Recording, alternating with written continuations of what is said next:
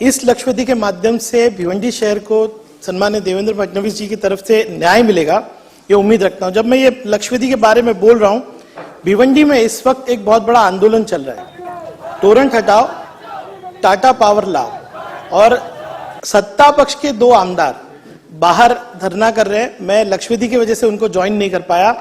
और अध्यक्ष महोदय, क्यों ये हो रहा है, ये आज मैं अपने लक्षपति के माध्यम से साबित करूंगा। अध्यक्ष महोदय, अप्रैल महीने में शासन ने MERC के ऑर्डर के माध्यम से 2.9% बिजली के रेट बढ़ा दिए। दिखने में तो 2.9% लग रहा है, लेकिन फिक्स चार्जेस और अगर दूसरे चार्जेस देखेंगे तो इसका इफेक्ट देवेंद्र जी 7% है। और जो अन्याय MSEDCL टोरेंट के माध्यम से कर रहा है, क्योंकि MSEDCL रेट तय करता है, टोरेंट कलेक्शन एजेंट है। आज अगर आप देखेंगे, मेरे पास चार्ट है, मैं साबित करके दिखाऊंगा कि टाटा पावर के रेट टोरेंट और MSEDCL से 40% कम है। अदानी के रेट 28% कम है। बेस्ट के रेट 35% कम है। और अभी तो यह हुआ है कि MERC के ऑर्डर के खिलाफ टाटा पावर की पिटीशन के ऊपर अपेलेंट अथॉरिटी ने MERC का ऑर्डर को सेट असाइड किया है और टाटा पावर के पावर पुराने नेट पे आए। मेरा पहला क्वेश्चन है कि इस लक्षपति के माध्यम से जिस तरह की धांधली चल रही है, जिस तरह से MSEDCL रेट बढ़ाया है, पूरे भिवंडी महाराष्ट्र के अंदर लोग पावर बिल की वजह से परेशान है। क्या सरकार टोरेंट पावर की फ्रेंचाइजी हटा के फिर से MSEDCL को लाएगी क्या? अगर ये सरकार नहीं कर सकती है तो कम से कम भिवंडी शहर में 2 से 3 फ्रेंचाइज होने चाहिए। अगर टोरेंट है तो टाटा पावर भी होना चाहिए, कोई और भी एजेंसी होना चाहिए, ताकि सस्ता पावर भिवंडी को मिले। अध्यक्ष महोदय, मैं दूसरा मुद्दा यह रखना चाहता हूं, वो पूरे महाराष्ट्र का मुद्दा है कि 2 महीने के सिक्योरिटी डिपॉजिट जो है एजेंसीज मांग रही है, टोरेंट पावर भी मांग रही है, बेस्ट भी मांग रही है। आज कोरोना के बाद जो हालत है, उसके बाद ये सरकार जो कह रही है कि सामान्य मानस की सरकार है, वो इस तरह के रेट बढ़ाकर, सिक्योरिटी डिपॉजिट बढ़ा के पूरे महाराष्ट्र में ऐसा वातावरण हो रहा है कि लोग सड़कों पे आ रहे हैं। अध्यक्ष महोदय, टोरेंट पावर के माध्यम से फॉल्स केसेस किए जा रहे हैं विजिलेंस के, कह रहे हैं कि बड़ा इंफ्रास्ट्रक्चर इंप्रूव हुआ। अध्यक्ष महोदय, एक ही लास्ट क्वेश्चन है। अध्यक्ष महोदय, बोलने दीजिए, बहुत इंपॉर्टेंट मेरा विषय है। आपका विषय समझ में आया, आता तुम्ही प्रश्न स्पेसिफिक विचारा। पण झाले नाही अध्यक्ष महोदय, मेरा स्पेसिफिक क्वेश्चन है। 4:15 अध्यक्ष महोदय, स्पेसिफिक क्वेश्चन है कि विजिलेंस केसेस जो फॉल्स हो रहे हैं, उसके खिलाफ जो है टोरेंट पावर के लिए पिछले अधिवेशन में आप ही थे, सम्मान्य उप मुख्यमंत्री जी ने कहा था कि वहां पे नोडल एजेंसी बनाई जाएगी, आज तक नहीं हुआ। सबसे इंपॉर्टेंट क्वेश्चन जो है वो ये है कि अमृत काल में मैंने आपको एक अमृत योजना भिवंडी के लिए दी है। सम्मान्य देवेंद्र जी, आपने मुमरा को एक न्याय दिया, भिवंडी को एक। भिवंडी में जो PD केसेस है और लाइव मीटर के केसेस है, उन पर जो है इंटरेस्ट रेट है उसका 50% भरना लागू है। मुमरा में 10% है। मुमरा में है, अच्छी बात है, मेरा स्वागत है। लेकिन मुमरा पैटर्न पे क्या भिवंडी के दोनों PD और लाइव मीटर के लिए जो इंटरेस्ट है उसको 10% पे लाया जाएगा? क्या इंस्टॉलमेंट स्कीम लाई जाएगी? क्योंकि 2007 से आपके जो है थकबाकी प्रलंबित है। अध्यक्ष महोदय, आपके माध्यम से कहूंगा कि आज देवेंद्र जी, पिछली बार भी आपने वादा किया था मुझे कि आप ये अमृत योजना के नाम से जो है भिवंडी को ये सौगात देंगे। क्या आज उसकी घोषणा आप करेंगे क्या? और टोरेंट पावर की जो दादागिरी है, सही बोल रहा हूं देवेंद्र जी, आपको लग रहा होगा कि टोरेंट पावर बहुत अच्छा काम कर रही है, लेकिन आप मेरे साथ 2 सत्ता पक्ष के आमदार है, उनसे भी पूछिए फॉल्स केसेस।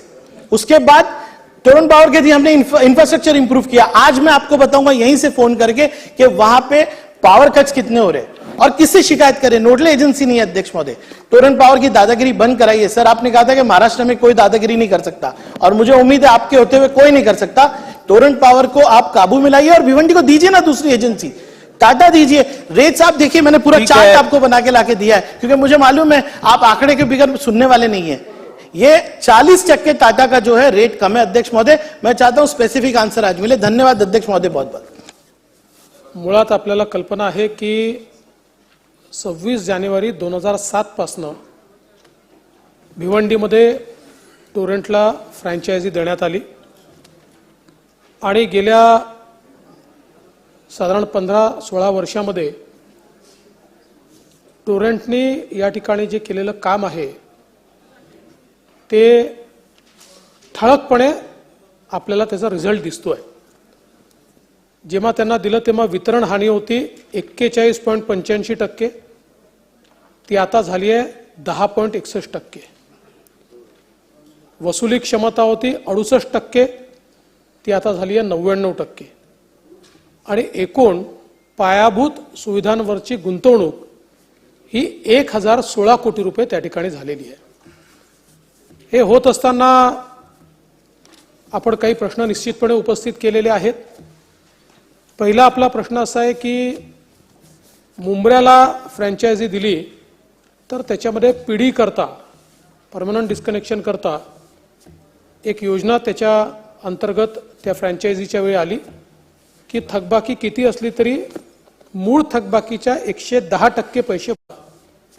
एक योजना त्याच्या अंतर्गत त्या फ्रँचायझीच्या वेळी आली की थकबाकी किती असली तरी मूळ थकबाकीच्या 110% पैसे भरले की त्या ठिकाणी त्यांना परत रिकनेक्शन मिळतं.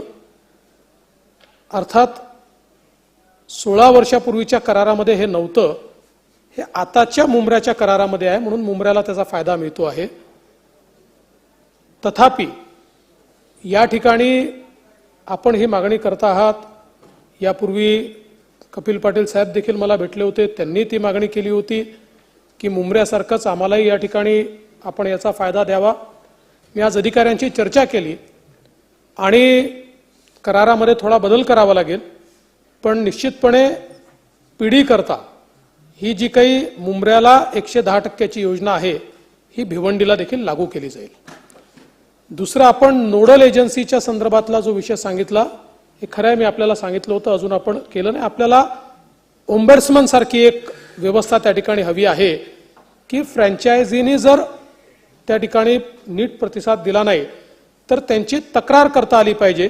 आजच मी विभागाला सूचना देतोय की त्यांनी अशा परिस्थितीमध्ये, खरं म्हणजे करारात ते असतंच पण त्याचं का पालन झालं नाही मला माहिती नाही, पण त्याची एक एक्सप्रेस्ड व्यवस्था ही त्या ठिकाणी तयार करावी जेणेकरून फ्रँचायझीच्या विरुद्धच्या तक्रारी त्या व्यवस्थेकडे जातील आणि ती व्यवस्था त्या तक्रारींवर त्रयस्थ पद्धतीनं त्या ठिकाणी कारवाई करेल.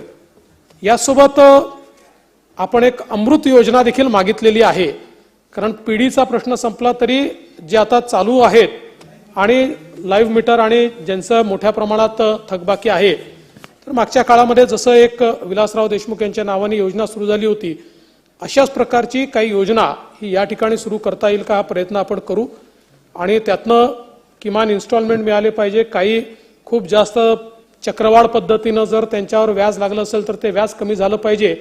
फक्त त्याकरताही फ्रँचायझीशी देखील चर्चा करावी लागेल आणि MERCशी देखील आपल्याला चर्चा करावी लागेल. पण मी विभागाला सांगेन की विभागाने जरूर भिवंडीसारख्या ठिकाणी याचा विचार केला पाहिजे. आपल्याला कल्पना आहे की आपण टेरिफच्या संदर्भात सांगतो, आता विशेषतः भिवंडीचा सगळा भाग हा पॉवरलूमचा आणि इंडस्ट्रीचा भाग आहे आणि या ठिकाणी आपल्याला कल्पना आहे की मोठ्या प्रमाणात आपण सबसिडी देतो.